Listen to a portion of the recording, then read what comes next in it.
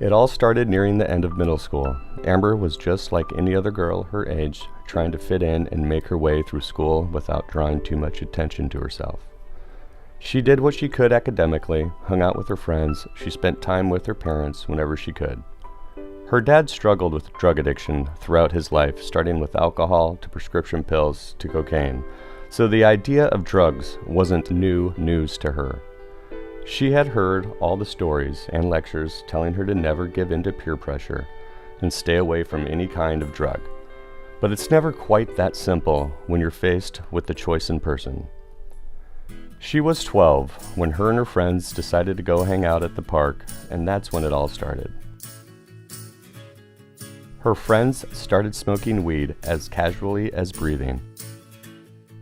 They offered her some, but this was so unlike anything she had heard before.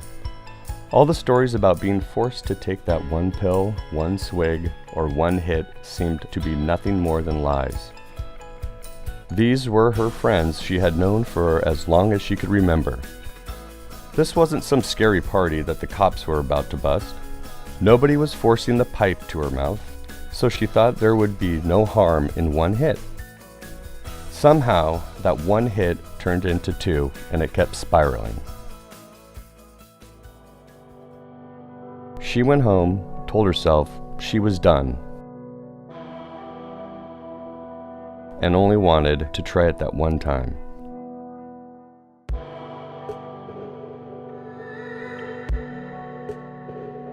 Next time her and her friends hung out and they started smoking again, that voice inside her head telling her to stop just evaporated along with the rest of the smoke.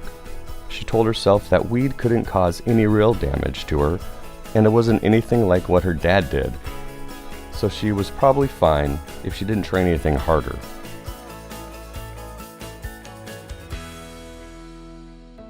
It wasn't long before her parents found her friend's pipe that had been left in her bag. They debated on how to handle the situation. How could they send such a young girl to rehab? It would only worsen the situation. They decided to send her to counseling, hoping that would solve the issue.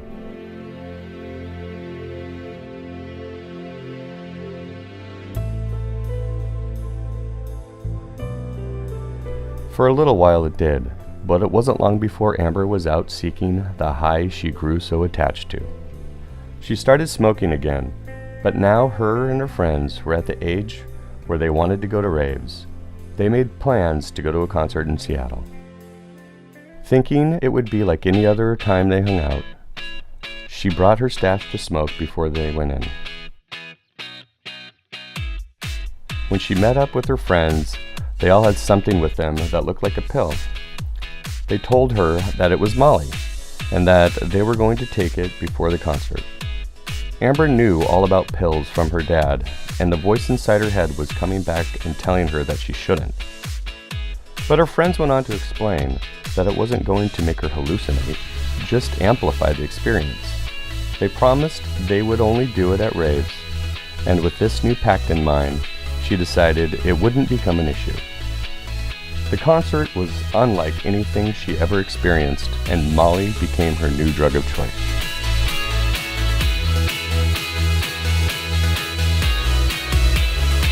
After the concert, Amber offered to hold on to the rest of the Molly for the next rave. The following weekend, they went to a party, and while all her friends were ready to smoke, Amber decided to take Molly instead. Her friends became worried, considering they were at some random house and Amber was breaking the pact. They got in a big fight about her being reckless, but she didn't listen.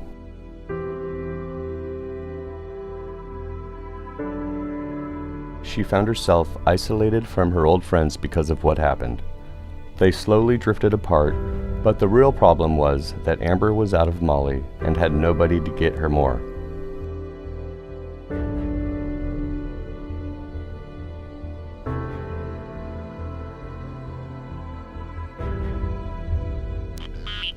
She started hanging out with a new group of people who, despite their sketchy reputation, had a plug for anything that Amber could desire.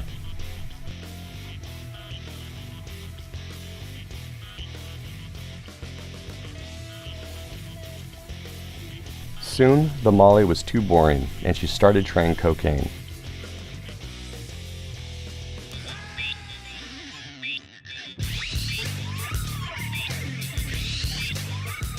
It was new, exciting, and different, like her new group that could fulfill her growing desires. The school year was ending, and Amber came out a completely different and unrecognizable person, and the saddest part was that she couldn't tell the difference. The upside was that there would be so many parties over the break for her to go to. She had seen her new friends do heroin a few times, but she promised herself she would never let it get that out of control. But much like her other drug alterations, before she knew it, she was shooting up with her plug on a random Thursday night. When she tried to limit her heroin usage, she found herself not just craving more, but physically needing it. Not to mention the fact that no other drug could get her high anymore. After shooting up one afternoon, her friend dropped her off at a party.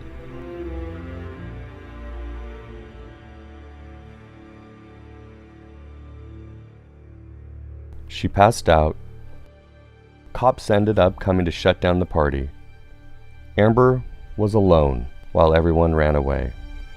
Luckily, her old friend found her on the floor and came to her rescue. She grabbed Amber to take her home and made sure to call her father. Her parents knew it was time to take her to rehab and made arrangements for the next day at the closest facility they could find. While she lied in her bed, telling herself she would go and get the help she needed to get clean, that voice in her head came back. The voice that tried so hard to keep her from getting to where she was came back, but it had different intentions. This time it was pushing her for one last high before she would be sent off the next morning. And like many times before, she gave in. As she shot up in her room, thinking the worst had come and gone, the voice started to disappear again. The noise of her parents upstairs started to fade away, and everything just went black. Her dad came in the next morning to wake Amber.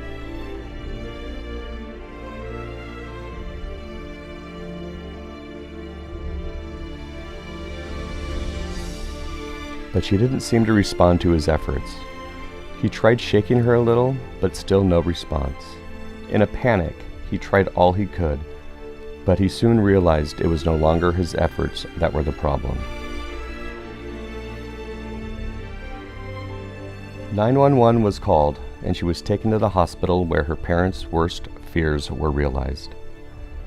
Amber had passed away of a heroin overdose, and despite their best efforts, she could not be saved. Maybe if they had taken her to rehab sooner, it would have been different. Maybe if they had switched her schools, it would have been different. Or maybe if she had just listened to that voice in her head, it would have been different. Hi, my name is Michael Roberts, and I'm here to talk to you all about the dangers of substance abuse and how easily things can spiral out of control. I'm going to share a story with you all about my daughter Amber, who passed away at the young age of 19 to this very problem. I'm not telling the story to scare you, but to show you just how quickly substance abuse will inevitably catch up with you. It all started nearing the end of middle school. Amber was just like any other girl her age, trying to fit in and make her way through school without drawing too much attention to herself.